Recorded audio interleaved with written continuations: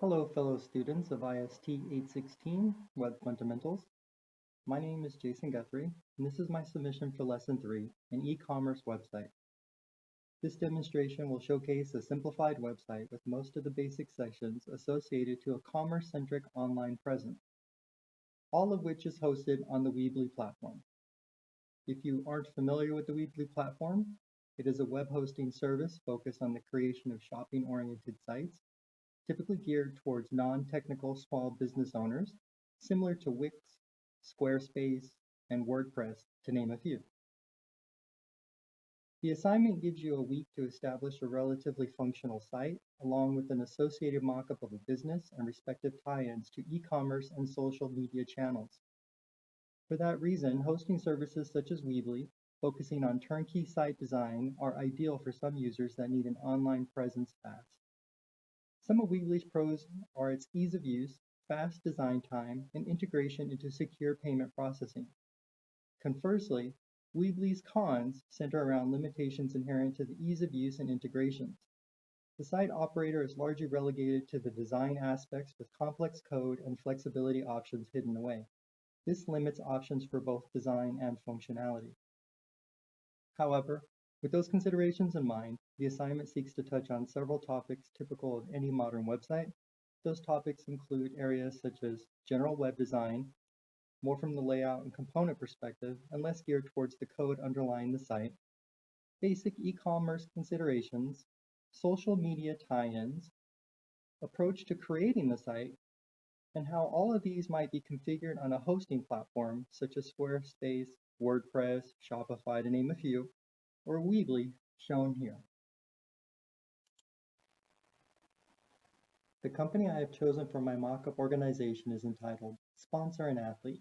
It's a fundraising organization seeking to connect aspiring athletes to third parties that help these athletes reach their goals through financial support. Pretty straightforward. Check out my logo. It's official now. So let's take a look a little bit at how the site functions.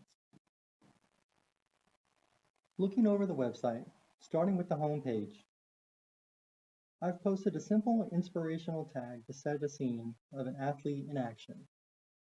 This sets the tone for the site's purpose, followed by somewhat of a mission statement below that outlines the organization's focus. Upon reading that, there is a Learn More link that offers a natural progression to pull sponsors right into the donation page and get them engaged as soon as possible. In addition to the lead-in link on the home page, the athletes can be reviewed using the sponsor link here at the top in the main navigation. It's important to keep primary content intentionally focused and easy to get to, as opposed to buried in a menu system or hidden under a link somewhere. Clicking Sponsor, the user experience continues into a listing of athletes looking for donations for various made-up reasons.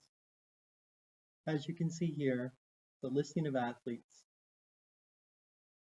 The user can elect to filter the athletes listing by category, which is a grouping mechanism built into Weebly to relate items together. In this demonstration, I have created a cycling and running category shown here. Each of these categories contains 3 athletes and their respective activities. For example, clicking cycling, we see the 3 athletes looking for cycling support. Clicking running, we see the 3 regarding that. Clicking all items unfilters everything and shows the entire listing once again.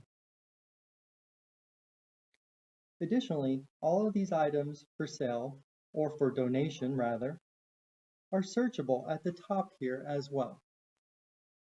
Contents in the cart can be viewed at any time as well. We'll demonstrate both of these functions next.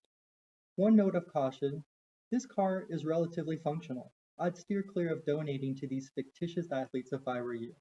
So let's see how the search and cart work. As we see here, some of the athletes available, we can see their names. So let's search for them. Let's try Karen. Typing in Karen, it already starts to fill in the value for us like we're familiar with any typical search engine today, but let's just type Karen. Doing so, she comes right up. We're able to make a donation of any value that we decide. Let's sponsor her for $100. We choose donate, and it's been added to our cart.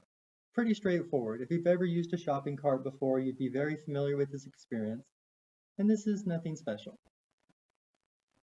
Let's go ahead and close the cart and head on over to the contact page, also located in the main navigation. The contact page is somewhat of a gratuitous form for allowing users to provide feedback for your site or services. This is pretty much a typical form where we ask for the user's name, their email address, and the message they would like to send us. As this demonstration is an e-commerce example, I've elected to provide an option for visitors to opt into marketing and promotion. When building a web presence, traffic is key to success, and marketing through email and web campaigns are typically considered key to driving users back to the site. From the contact page, moving along the navigation bar, next we have the About page. Here we have some basic verbiage regarding the copyright and image source, a site disclaimer, and an assignment overview. Nothing fancy here. I went ahead and took the liberty to implement the 3 text columns noted as an optional deliverable. Originally, I had created the 3 columns with CSS in the embedded code section. However, in keeping with the Weebly ease of use theme, I opted for a cookie cutter template that produced the same result with less upkeep on my side. Additionally, below this section you will find the video requirement. This is a simple embedded YouTube video of the video you are watching now. Video placement in a website is an important consideration and would not typically be found on the About page. However, as there are no actual products, advertisements, or media to work with, this seemed like a fitting location to squeeze in this deliverable from a design standpoint. Finally, moving down the navigation bar to the More link, we have a submenu breakout of 3 additional links: Instagram, the IST site at Penn State, and Penn State. First, it's worth mentioning that this submenu design is a limitation of the default menu system of the Weebly template. By design, the theme only allows for 5 links at the top, shown here. Anything additional is then relocated to a submenu item of this More link. It keeps the interface streamlined, but might not appeal to all users. However, under this More link, I have placed these 3 links, 2 of which simply point to external sites, with the third pointing to an integrated Instagram site. Let's go ahead and take a look at this. This page is an example of a simple tie-in to social media channels, in this case, Instagram. In this particular example, the emphasis is on showcasing the athletes in action, either at events or while training. You can see here several Instagram posts created on a demo account, shown here. Also post to the website. This helps show visitors the energy and impact their donations can have by sponsoring athletes, thereby enabling and encouraging them to reach their goals. Social media tie-ins such as this are a form of self-promotion, and like previously stated, promoting your web presence is key to success. As you have seen, standing up a web presence on a web service platform such as Weebly, it's fast and effective.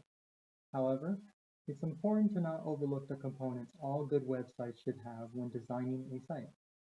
Visitors should understand the purpose of the site, be able to easily navigate it, finding interest with ease, and be able to communicate with you if needed. These are my thoughts on what a business should foundationally consider when establishing a web presence. This concludes my demonstration of an e-commerce site on the Weebly platform.